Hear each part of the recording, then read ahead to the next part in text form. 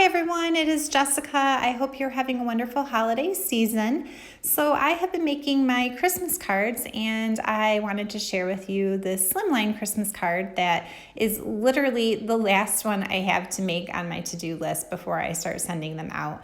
I will leave dimensions for all of the pieces down below, and this really just took a couple of pieces of cardstock, and then I used two different pattern papers from some older mix-in papers from Close to My Heart, and that's pretty much it. So it comes together very quickly.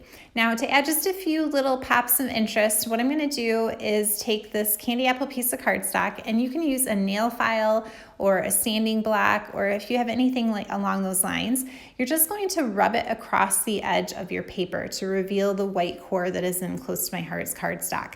Now, I normally do this against the edge of my table, so I'll just kind of show you here if this ink pad were my desk edge, I would just kind of set it right so that they were in line, and it makes it a lot easier to run that up and down next to it. And you can see that it does this really cool distressing where rather than using ink to match the color of our paper, we are just revealing the whiteness that goes inside the core of the paper. And so I love that look. All right, now the next step is to adhere those squares, and there are 4 of them, down the front of this card. And so I'm using my T-square ruler in my Versamat to make sure that everything is hopefully relatively straight. And I'm just using about 3/8 of an inch over from the right-hand side here. And since there are 4 squares, I'm gonna put the bottom square and the top square on first. And that way I can put the 2 middle squares kind of evenly spaced between those 2, and then just cross my fingers and hope that everything worked out and that they're evenly spaced okay. And so when I'm putting these 2 middle ones on, you can see like I'm not pushing down very hard on that square. That way if I need to adjust it, I can easily pull it up and kind of move it a little bit. And in fact, once I'm done and I move that ruler, I do realize that the 2 in the middle are a little bit crowded, and so I'm going to pull that 3rd square off and just slide it down just a tad, and then that looks a little bit better. All right, and so the next step is to take the 4 pieces of white daisy cardstock and put those in the center of each of the green squares. And then we will put all of this onto that black and white pattern paper, which, like you said, is an older mix-in paper from Close to My Heart. And then we're ready to start stamping. All right, so I'm using the Jubilee Crew stamp set from Close to My Heart for this project. And it comes with, you can get it with some coordinating thin cuts, which is really awesome. You can see here I have cut out this bear. He's so fun, and that just makes it a lot easier to mass produce your Christmas cards if you do that sort of thing. All right, so I'm gonna put that foam backing underneath, and then I'm gonna put my sentiment in that 2nd square. So there are 2 on the stamp set, and this one says Merry and Bright, and I really love the script on it. I think that it's so pretty.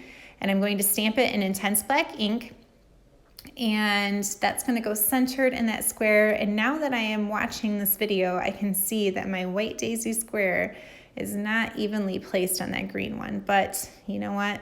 It's fine. It's a homemade card, right?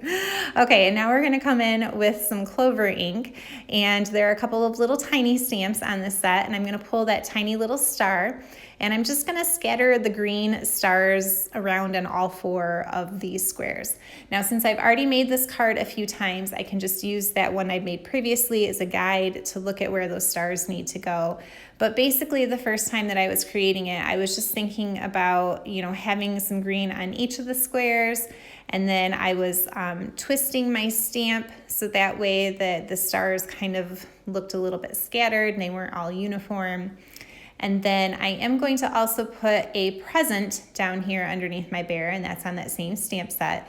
So I stamped that first, and I also used intense black ink for that because I am going to color it in. And then I kind of placed my bear about where he was going to go, and then I just made sure that my stars were in the right spot. So, whoops, I didn't stamp that one very well. So the nice thing is with Close to My Heart being clear, you can go right back over and re-stamp. All right, now these are some snowflakes that I just cut with my Cricut, and I'm going to add a little dab of glue in the center to hold them in their spot for a second before I sew them on with my buttons. And I'm going to put this bottom one over a little bit to the right side of the card, And then you'll see that I'm going to put the top one over to the left side of the card. And I did that on purpose so that way there's a bit of a zigzag kind of coming down the front of this card. So it goes, over to the left at the top and then to the right with the other snowflake and then back to the left again with the bear. And so just to draw your eye from the top to the bottom of the card in that way. And then I will use my piercing tool to poke a couple of holes to sew these buttons on. I thought that the snowflakes just needed a little something in their centers to make them stand out a little bit since it was white on white. And I also like the natural wood color of these buttons along with the brown of the bear that I had colored. And I just thought that that kind of helped to bring some of that brown into this card. But you could also put like a gem or a sequin or something like that in the center of your snowflakes.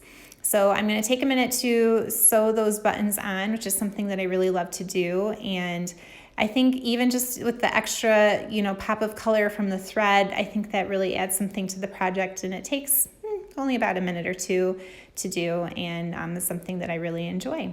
So there we go. This is literally the last Christmas card that I need to make, and I have made my list and counted it a few times, and I hope that I haven't missed anyone. Although it seems like once I think I'm done making all of my Christmas cards, then I send them out and then I realize, oh my gosh, I forgot, this person or that teacher or whatever. And then I end up having to go back and make some more. But I think at this moment that this is literally my last Christmas card. And then I can start the process of addressing all the envelopes and signing the insides and all of those fun steps. You know how it goes. All right, and so one of the last things we're going to do is take the red shimmer brush and shake it up and then color in this present down here. And that is why I did stamp that in intense black ink, because that is the black you want to use if you're doing any sort of coloring. It will prevent smearing. And you can't see it very well on camera, but this does lend a lot of sparkle and shimmer to that present, and so that's just kind of a fun touch. On my other card, I used one of my red tri-blend markers to color in the present, but this time I thought, you know what, I think this card needs a little bit more sparkle. I did color my bear's sweater with my Evergreen shimmer brush, so there was some other sparkle on this card as well. I don't know if we can catch that in the light or not, but in person it's definitely very shimmery. Okay, I put some thin 3D foam on the back of our bear, and he's just going to go down here, like I said, over to the left to complete that zigzag and overlap that present a little bit. And then this card is basically done, and hopefully the last one that I have to make for another 12 months. So we'll see. Okay, and then I've got one of the card bases from Close to My Heart, the Slimline size, which is 3.5 by 8.5. And all I'll need to do is adhere that to the front and finished for the year. All right, guys, thanks for stopping by to watch. I hope you've been inspired. If you make Slimline cards, leave me a comment down below. I tend to do normally the A2 size, and so this is a little different for me. All right, happy crafting and have a wonderful holiday season.